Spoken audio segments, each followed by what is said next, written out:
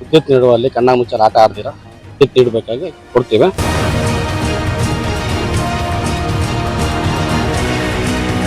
ನಿರಂತರ ವಿದ್ಯುತ್ ಕಣ್ಣಾಮುಚ್ಚಾಲೆಯಿಂದ ಬೇಸತ್ತ ಜನರು ಬೆಸ್ಕಾಂ ವಿರುದ್ಧ ಆಕ್ರೋಶ ವ್ಯಕ್ತಪಡಿಸಿದ್ದಾರೆ. ಸಮರ್ಪಕ ವಿದ್ಯುತ್ ಪೂರೈಕೆಗೆ ಆಗ್ರಹಿಸಿ ಕರವೇ ಕಾರ್ಯಕರ್ತರು ಹಾಗೂ ಕಾರ್ಮಿಕರು ಬೆಸ್ಕಾಂ ಕಚೇರಿಗೆ ಮುತ್ತಿಗೆ ಹಾಕಿ ಪ್ರತಿಭಟನೆ ನಡೆಸಿದ್ದಾರೆ. ಬೆಂಗಳೂರು ಗ್ರಾಮಾಂತರ ಜಿಲ್ಲೆಯ ದೇವನಹಳ್ಳಿ ತಾಲೂಕಿನ ವಿಜಯಪುರ ಪಟ್ಟಣದಲ್ಲಿ ಈ ಪ್ರತಿಭಟನೆ ನಡೆದಿದೆ. ಕಳೆದೊಂದು ವಾರದಿಂದ ಪಟ್ಟಣದಲ್ಲಿ ನಿರಂತರವಾಗಿ ವಿದ್ಯುತ್ ವ್ಯತ್ಯಯವಾಗುತ್ತಿದ್ದು ಜನರು ಪರದಾಡುವಂತಾಗಿದೆ. ಇದರಿಂದ ಕೆರಳಿದ ಕರವೇ ಕಾರ್ಯಕರ್ತರು ಹಾಗೂ ಪಟ್ಟಣದ ಕಾರ್ಮಿಕರು ವಿಜಯಪುರ ಬೆಸ್ಕಾಂ ಕಚೇರಿಗೆ ಮುತ್ತಿಗೆ ಹಾಕಿ ಅಧಿಕಾರಿಗಳ ವಿರುದ್ಧ ಆಕ್ರೋಶ ವ್ಯಕ್ತಪಡಿಸಿದ್ದಾರೆ. ಸರಿಯಾದ ಸಮಯಕ್ಕೆ ವಿದ್ಯುತ್ ಪೂರೈಕೆ ಮಾಡದ ಬೆಸ್ಕಾಂ ಅಧಿಕಾರಿಗಳನ್ನ ಪ್ರತಿಭಟನಾಕಾರರು ತರಾಟೆಗೆ ತೆಗೆದುಕೊಂಡಿದ್ದಾರೆ. ಬೆಳಗ್ಗೆ ಹಲವು ಗಂಟೆಗಳ ಕಾಲ ಹಾಗೂ ಮಧ್ಯಾಹ್ನದ ಬಳಿಕವೂ ವಿದ್ಯುತ್ ನೀಡದೇ ಇರುವುದರಿಂದ ಜನರ ದೈನಂದಿನ ಕೆಲಸಗಳಿಗೆ ತೊಂದರೆಯಾಗುತ್ತಿದೆ ಎಂದು ಆರೋಪಿಸಿ ಧಿಕ್ಕಾರ ಕೂಗಿ ಆಕ್ರೋಶ ವ್ಯಕ್ತಪಡಿಸಿದ್ದಾರೆ. ವಿದ್ಯುತ್ ಸಮಸ್ಯೆ ಬಗೆಹರಿಸಿ ನಿರಂತರ ವಿದ್ಯುತ್ ಪೂರೈಕೆ ಮಾಡುವಂತೆ ಬೆಸ್ಕಾಂ ಅಧಿಕಾರಿಗಳಿಗೆ ಪ್ರತಿಭಟನಾಕಾರರು ಆಗ್ರಹಿಸಿದ್ದಾರೆ. ಒಟ್ಟಿನಲ್ಲಿ ವಿಜಯಪುರ ಪಟ್ಟಣದ ವಿದ್ಯುತ್ ಸಮಸ್ಯೆಗೆ ಶೀಘ್ರ ಪರಿಹಾರ ನೀಡುವಂತೆ ಜನರು ಒತ್ತಾಯಿಸಿದ್ದಾರೆ.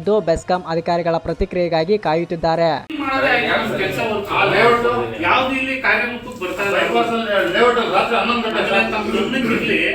ವಿಜಯಪುರ ಎಷ್ಟು ಪ್ರಶಾಂತವಾಗಿತ್ತು ಅಂದರೆ ಅಷ್ಟು ಅನುಕೂಲಕ್ಕೆ ಇಲ್ಲ, ನಮ್ಮ ಅನುಕೂಲಕ್ಕೆ ಸಾರ್ವಜನಿಕರ ಅನುಕೂಲಕ್ಕೆ ರೋಡ್ ಅಗಲೀಕರಣ ಮಾಡ್ತಾ ಇದ್ದಾರೆ. ಒಳ್ಳೆ ವಿಚಾರ.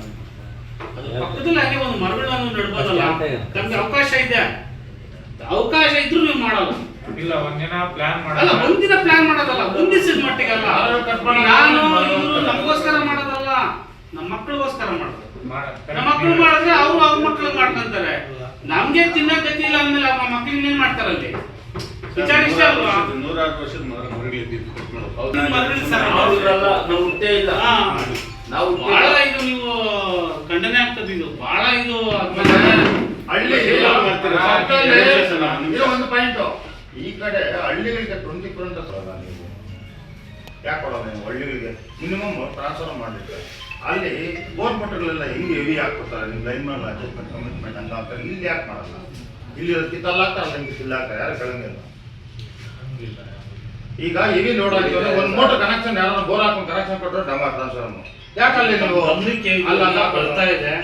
ಹೆಂಗ್ ಮಾಡಿದ್ದು ಪರಿಗಣನೆ ಮಾಡ್ಬೇಕು. ಆಗುಗಳೆಲ್ಲ ಕ್ಲೀನಾಗಿ ಕುತ್ಕೊಂಡು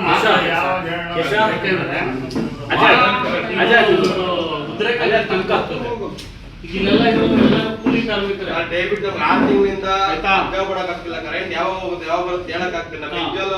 ಊಟ ಮಾಡಕ್ಕೂ ಆಗ್ತದೆ. ಅಷ್ಟು ಸಂಬಂಧ 6 ತಿಂಗಳಿಂದ ಮಗ್ಗ ಬಿದ್ದೋಗೈತೆ. ನೀವು ಕರೆಂಟ್ ಬಿದ್ದೋಗೈತೆ, ಅದಕ್ಕೂ ಆಗ್ತಾ ಇಲ್ಲ. ಮಗ್ಗ ಪಾಪ ಆಲ್ರೆಡಿ % ಈ ಮಗ್ಗದವ್ರ ಪಾಪ ಏನಿದ್ದಾರೆ ಕಾರ್ಮಿಕರು ನೆಲ ಕಚ್ಬಿಟ್ಟಿದ್ದಾರೆ. ಈಗ ನೀವು ಬೆಸ್ಕಾಂ ಅವರು ಇದನ್ನೇನೋ ಮಾಡಿ ಒಂದು ಸ್ವಲ್ಪ ಮೇಲೆ ಕೆತ್ತುವಂತ ಒಂದು ಪ್ರಯತ್ನ ಮಾಡ್ಬೋದು. ಆದ್ರೆ ನೀವು ಈ ಪಾತಾಳಕ್ಕೆ ಕಳಿಸ್ಬಿಡ್ತೀರ. ಯಾಕಂದ್ರೆ ಪವರ್ ಇಲ್ಲ ಅಂದ್ರೆ ಕೆಲಸ ಮಾಡಕ್ಕಾಗಲ್ಲ.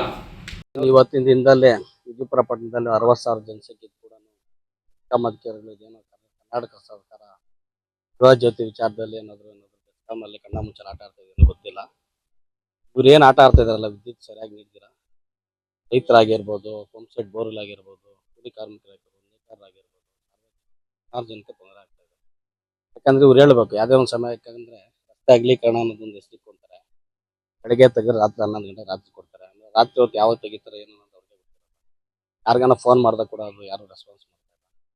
ಅಥವಾ ಏನೋ ಸರ್ಕಾರ ಏನಾದ್ರು ಇವ್ರಿಗೇನಾದ್ರು ಏನೋ ಹೇಳಿದೇನು, ಯಾಕಂದ್ರೆ ಇವ್ರು ತಿಳಿಸ್ಬೇಕು, ಅಧಿಕಾರಿಗಳು ಸಂಬಂಧಪಟ್ಟ ಅಧಿಕಾರಿ ತಿಳಿಸ್ಬೇಕು. ಸುಮಾರು ಜನ ತೊಂದರೆ ಆಗಿದೆ. ಈ ಕೂಡಲೇ ಸಂಬಂಧಪಟ್ಟ ಅಧಿಕಾರಿಗಳು ಈ ಕೂಡಲೇ ಎಚ್ಚೆತ್ಕೊಂಡು ವಿದ್ಯುತ್ ನೀಡುವಲ್ಲಿ ಕಣ್ಣಾಮುಚ್ಚಾಲೆ ಆಟ ಆಡ್ದಿರಾ ವಿದ್ಯುತ್ ನೀಡಬೇಕಾಗಿ ಕೊಡ್ತೀವಿ.